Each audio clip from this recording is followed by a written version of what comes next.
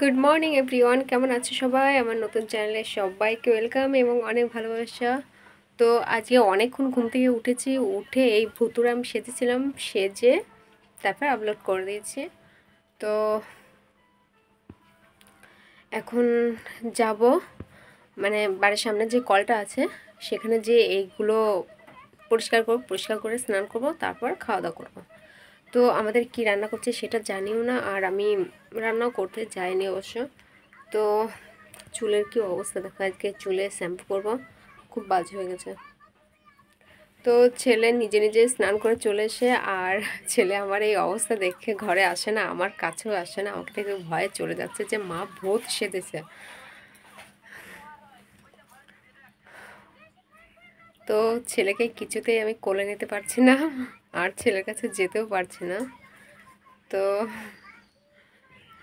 চলো তাড়াতাড়ি আগে ধুয়ে আসি, তারপর তোমাদের সঙ্গে দেখা হচ্ছে, কেননা এরকম থাকলে আমার ছেলের অবস্থা খুব খারাপ হয়ে যাবে। তো চলো তোমাদের সঙ্গে পরে দেখা হচ্ছে। তো এখানে আমাদের ভাত আর ডাল রান্না হয়েছে। তো আমার এখন স্নান করা কমপ্লিট, আর এই মাত্র ঘরে এলাম। তো দেখো মুখটার জন্য অনেকক্ষণ আমি ডলাডলি করেছি, মানে ওই কি খোসা দিয়ে সাবান দিয়ে ডলেছি, কিন্তু ওঠেনি। এতটা কপাল খারাপ, তো ক্যামেরার মধ্যেও আসতে পারছি না, কি অবস্থা, উঠছে না, এত খারাপ লাগছে। তো আমার ছেলে তো আমার কাছে আসেই না, ভয়ে চলে যাচ্ছে। কি অবস্থা, উঠছে না। এগুলো লিপস্টিক নিয়েছিলাম, তো লিপস্টিকগুলো উঠছে না, বাজে হয়ে গেছে। তো তারপর দেখলাম যে না, আর ডলা যাবে না, তো মুখটা আবার অন্যরকম হয়ে যাবে। নিয়ে পরে হালকা ক্রিম মেখে রেখে দিয়েছি, দেখি কত দূর কী হয়। আমি আর জীবনেও মাখবো না এরকম, এগুলো বাজে হয়ে গেছে। আর আমার ছেলে তো সেই কান্না করছে, কি করব, মানে ছেলে আমার কাছে আসছে না, ওই জন্য আমার ভিডিওর মধ্যে আসতে একটু লেট হচ্ছে।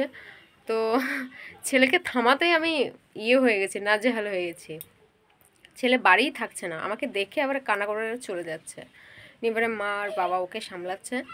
তো যাই হোক, তোমাদের সঙ্গে আবার পরে দেখা হচ্ছে। তো আমি এখন ব্লাউজ কাটবো, মানে কতগুলো ব্লাউজ জমা হয়ে আছে সেগুলোই কাটবো আর কি।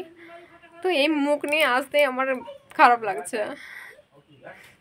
ঠিক আছে, তোমাদের সঙ্গে আবার পরে দেখা হচ্ছে।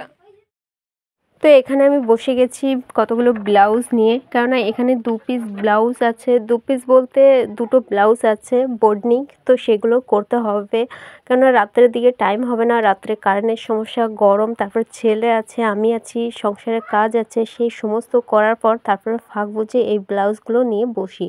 অনেকগুলো ব্লাউজ আছে, তার মধ্যে দুটো বেছে বেছে করছিলাম, তার মধ্যে আবার নিজের কিছু জামা কাপড় সেলাই করতে হবে, তারপরে আমার ছাড়াও অনেকেরই জামা কাপড় আছে সেগুলোও সেলাই করতে হবে। তো অনেকগুলো গাদিম দেওয়া আছে, তো ভাবছিলাম আজকে ব্লাউজ নিয়ে বসে যাই, তো এগুলো সেরে তারপর ওই জামা কাপড়গুলো ঠিকঠাক করব। তারপর আবার নিজের কাজ আছে, নিজের কাজ বলতে ধানগুলো ওড়াতে হবে। তারপর দেখো সোজা বিকাল দিকে আমি চলে গেলাম ধানগুলো ওড়াতে, আর এদিকে সেরকম বাতাস ছিল না, অথচ ধানগুলো ওড়াচ্ছিলাম। তো না থাকতে পেরে আমি কিছুটা ওড়াচ্ছিলাম আর কিছুটা রেখে দিয়েছিলাম, যদি বাতাস ওঠে তাহলে করব, আর যদি না ওঠে আর করব না। নিয়ে এবার আমি গুটিয়ে মুঠিয়ে সবে চলে গেলাম। তারপর সোজা চলে গেলাম লঙ্কা খেতে লঙ্কা তুলতে, কিন্তু একটা লঙ্কাও ছিল না। তো প্রথমে যেসব লঙ্কা ধরেছিল সেগুলো বিক্রি করে দেওয়া হয়েছিল, তারপরে খাওয়ার জন্য আমরা লঙ্কা আনতে গেছিলাম, কিন্তু পাইনি আর কি। তো না পেয়ে ছেলেকে নিয়ে সোজা চলে আসছিলাম বাড়ির দিকে, আর ছেলে লঙ্কা না নেওয়ার ফলে একটু কান্নাও করছিল। তো আমার খাওয়া দাওয়া কমপ্লিট, আর আমি শুধু খেয়েছি জল ঢালা ভাত, ওই জন্য তোমাদেরকে দেখালাম না যে কি ভাত খেয়েছি। তো ওটা দেখানোর মতো না যে তোমাদেরকে দেখাবো, তো না দেখিয়ে খাওয়া হয়ে গেছে।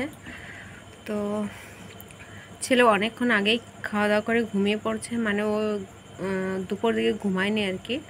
তো এ রাত্রে সকাল সকাল ঘুমিয়ে পড়েছে, আর মায়ের শরীরটাও খারাপ, মাও ঘুমিয়ে পড়েছে। তো আমি একা একা আছি, তো কিছু সেলাই করছিলাম সেগুলো তোমাদেরকে দেখাচ্ছি।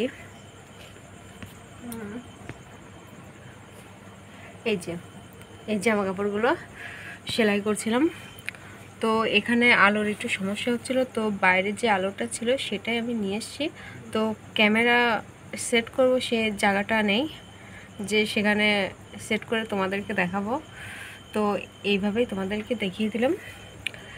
তো দিনের বেলার যে ব্লাউজটা কাটা হয়েছিল সেটা ভেবেছিলাম যে আজকে সেলাই করে রেখে দেবো অর্ধেক, আর বাদবাকিটা কালকে করে রাখবো, কিন্তু আর হয়নি। কেননা ওই ধান ওড়াচ্ছিলাম, তারপর ওই মাঠে গেছিলাম লঙ্কা খুঁজতে, তো লঙ্কা টঙ্কা পাইনি, নিয়ে চলে এসে আর এসেবার দেখি এই জামা কাপড়গুলো দিয়ে গেছে, তো এগুলো কালকে নিয়ে যাবে, ওই জন্য একটু তাড়াহুড়ো করে দিচ্ছিলাম।